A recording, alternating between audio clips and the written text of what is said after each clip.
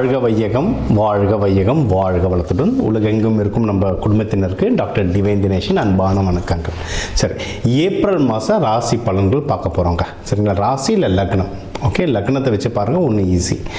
இப்போ லக்னம்னா உங்கள் கட்டத்தில் லா எங்கே போட்டிருக்குன்னு பாருங்கள், அதுதான் லக்னம். அது ஒன்றும் பர்ஃபெக்டாக வேலை செய்யும். அதை வச்சு பார்க்கும்போது ஒன்றும் பர்ஃபெக்டாக வேலை செய்யும். சரி, இந்த ஏப்ரல் மாதம் என்னென்ன சிறப்பு?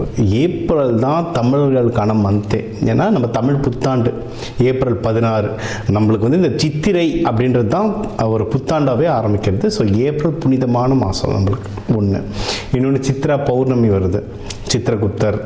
சித்தர்களுடைய நிறைய ஆசீர்வாதம் வாங்கணும்னா சித்ரா பௌர்ணமி. சித்திரை திருவிழா, மதுரை குலுங்கன்ற மாதிரி ஃபுல் சித்திரை திருவிழா வருது. ஸோ இந்த ஏப்ரல் மாதம் வந்து ஒரு புனிதமான மாதம். ஓகேங்களா? இந்த புனிதமான மாதத்தில் நம்ம ராசிக்கு எந்தெந்த விஷயங்கள்லாம் ரொம்ப சாதகமாக இருக்குது, எதுலலாம் நல்ல வாழ்க்கையில் முன்னேறலாம், வேறு எந்தெந்த விஷயத்தில் நான் கொஞ்சம் கவனமாக இருக்கணும், என்னென்ன வழிபாடுகள் பண்ணணும் அப்படின்றத நம்ம ஒவ்வொன்றா பார்த்துட்டு வருவோம். இது கூடவே இந்த பண்டிகைகள், இந்த முக்கியமான நாட்கள், இந்த பௌர்ணமி, அமாவாசை இதையும் கலந்து சொல்கிறேன். அதுக்கேற்ற வழிபாடுகள் பண்ணிட்டு வர இந்த ஏப்ரல் மாதம் நம்மளுக்கு ஒரு சிறப்பான மாதமாக அமையும். கடகராசி, கடக லக்னம் எப்படி இருக்கு? ரொம்ப சூப்பராக இருக்குங்க. ஏன்னா உங்களுக்கு 12லலாம் குரு, நீங்களே நல்லா பாருங்கள், உங்களுக்கு நல்ல நியூஸ் ஏதாவது வந்துக்கிட்டே இருக்கும். ஏதாவது ஒரு விதமாக நல்லா வரும். ஏதாவது படிக்கிற பசங்களுக்கு யாராவது நல்லா சொல்லித்தரவங்க மாதிரி, இந்த ஏதாவது ஒரு படிப்பு சம்மந்தமாக எதனா அந்த கொஸ்டின் பேப்பர்லாம் கொடுப்பாங்க. லைக் 10 வருஷம் கொஸ்டின் பேப்பர், 5 வருஷம் கொஸ்டின் பேப்பர், அந்த மாதிரிலாம் ஏதாவது ஒரு விதமான ஹெல்ப் கிடைக்கும். நீங்கள் வேலைக்கு போகிறவங்களா இருந்தால் கூட அங்கே இருக்க வேலை, இங்கே இருக்க ஏதாவது ஒரு ரெஃபரன்ஸ் உங்களுக்கு எல்லா விதத்துலேயும் உங்களுக்கு ஏதாவது ஒரு நல்ல நியூஸ் வந்துக்கிட்டே இருக்கும். இல்லை ரொம்ப நல்லா இருக்குது ஜாதகம்னா கல்யாணம் பெஸ்ட்டு. அதாவது நீங்களே கல்யாணத்துக்கு வெயிட் பண்ணுறதா இருந்தாலும் கல்யாணம் நடக்கும்.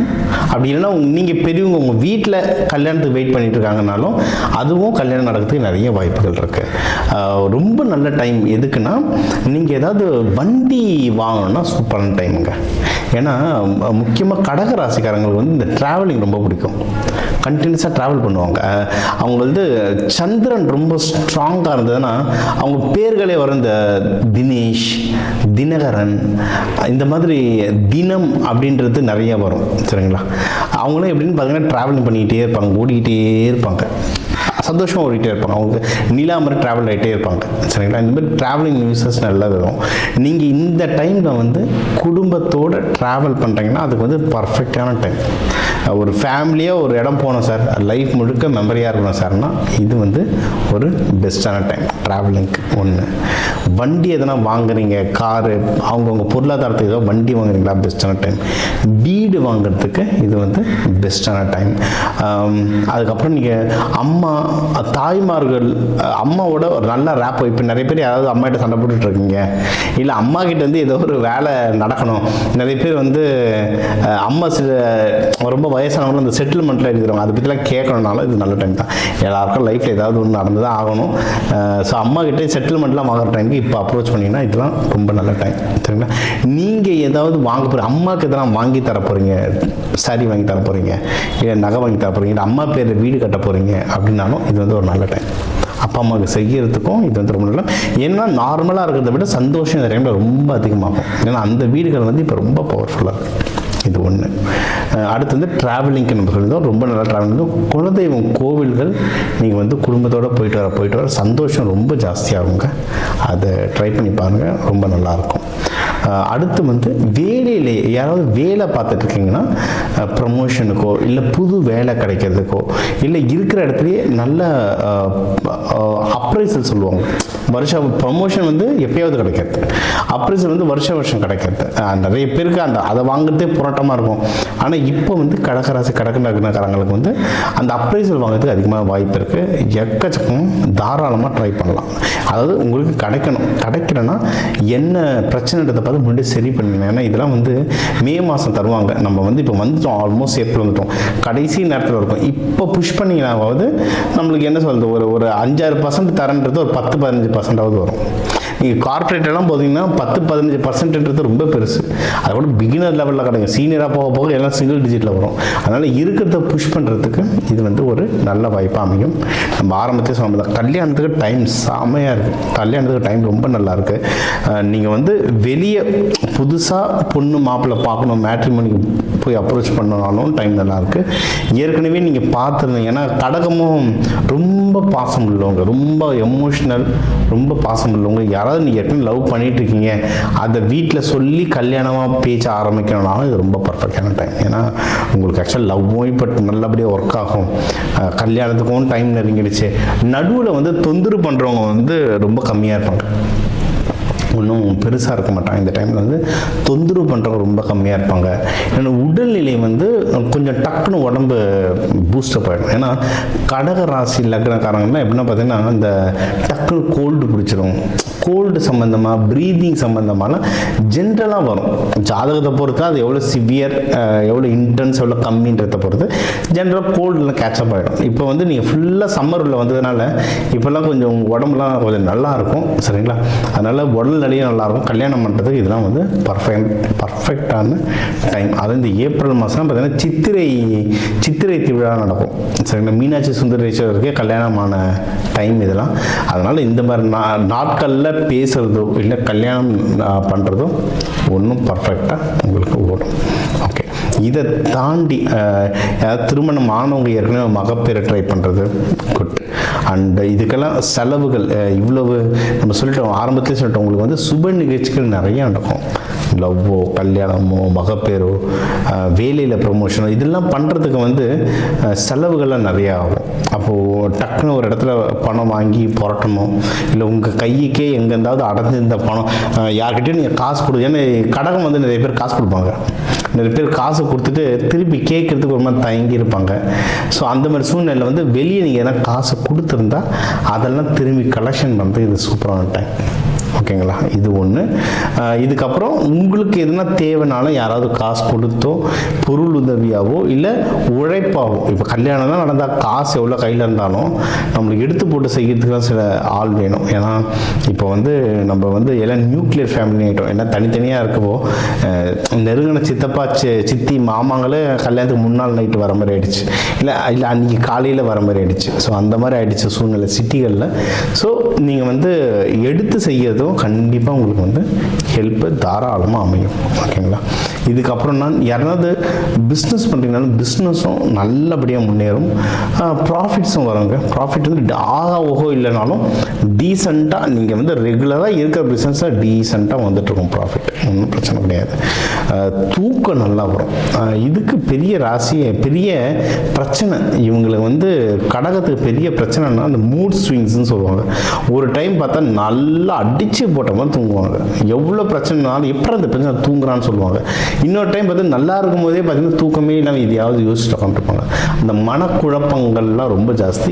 இப்போ இருக்கிற சூழ்நிலைக்கு அதெல்லாம் இல்லை. அது நல்லா தூங்குவீங்க, நல்லா ரெஸ்ட் எடுப்பீங்க. சரிங்களா? எதில் வந்து ஜாகிரதையாக இருக்கணும் அப்படின்னா நீங்கள் எடுக்கிற முயற்சிகளில் ஜாகிரதையாக இருங்க. ஏன்னா கடகமுடைய பேட்டர்ன் இதுதாங்க உங்கள் டிஎன்ஏ பேட்டர்ன். நம்ம டிஎன்ஏலாம் சொல்கிறோம்ல, ஒருத்தருடைய குணாதிசயம் இல்லை பிஹேவியர் எப்படி இருக்குன்னு சொல்கிறோம்ல. ஒரு ராசி லக்னம் இருந்தாலே அவங்க பிஹேவியர் வந்து ரொம்ப ஈஸியாக தெரிஞ்சிடும்.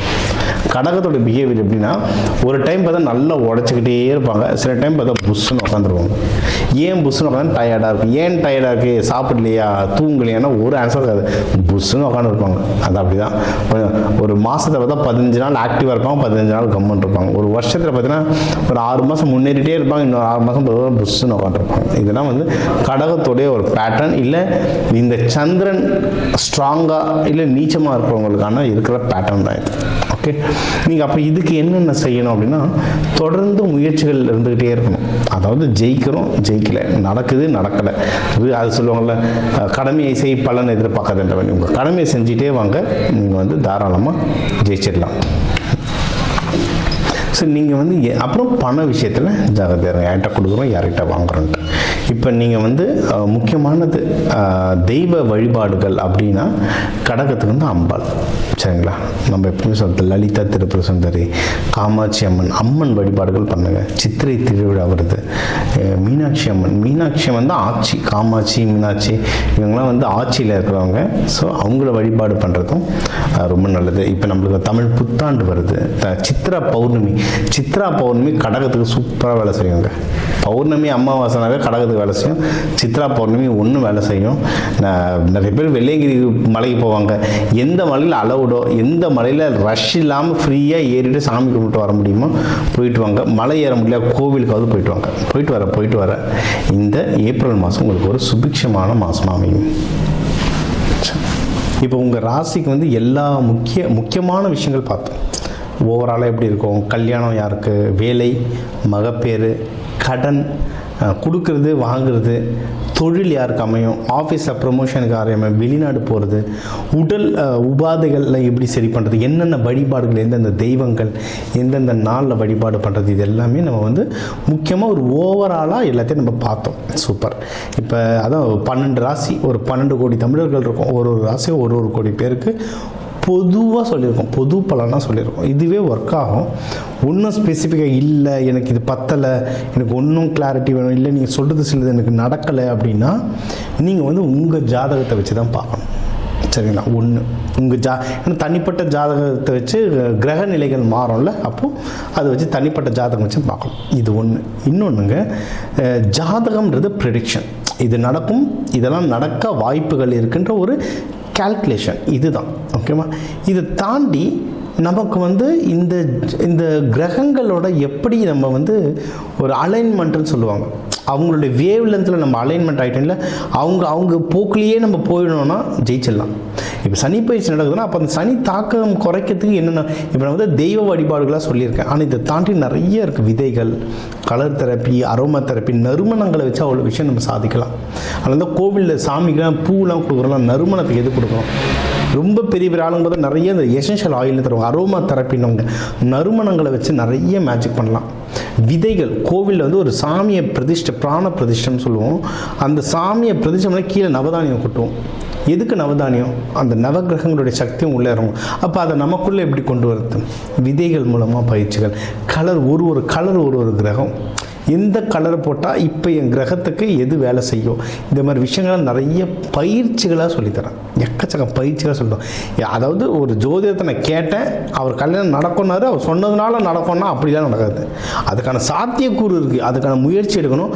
முயற்சி கூட அது நடத்துறதுக்கான சில சப்போர்ட்ஸ் நம்ம எடுத்துக்கணும்.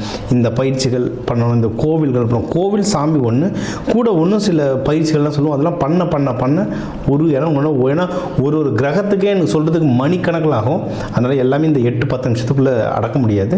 வேணுன்றவங்க என் நம்பரை கால் பண்ணி உங்களுக்கு கன்சல்டேஷன் எடுத்துக்கோங்க. உங்களுக்கு ஒன்றும் குறிப்பிட்டு சில வழிமுறைகள் சொல்கிறேன். ஒன்றும் குறிப்பிட்ட அட்வான்ஸாக தெய்வ வழிபாடுகள், கையில் என்னென்ன மாதிரி தானியங்கள் கையில் வச்சுக்கலாம், வீடு எந்தெந்த கலரில் இருந்தால் நீங்கள் கேட்குற விஷயங்கள் மாறுன்றதுல வாஸ்து நியூமராலஜிலாம் கலந்து சொல்கிறேன்.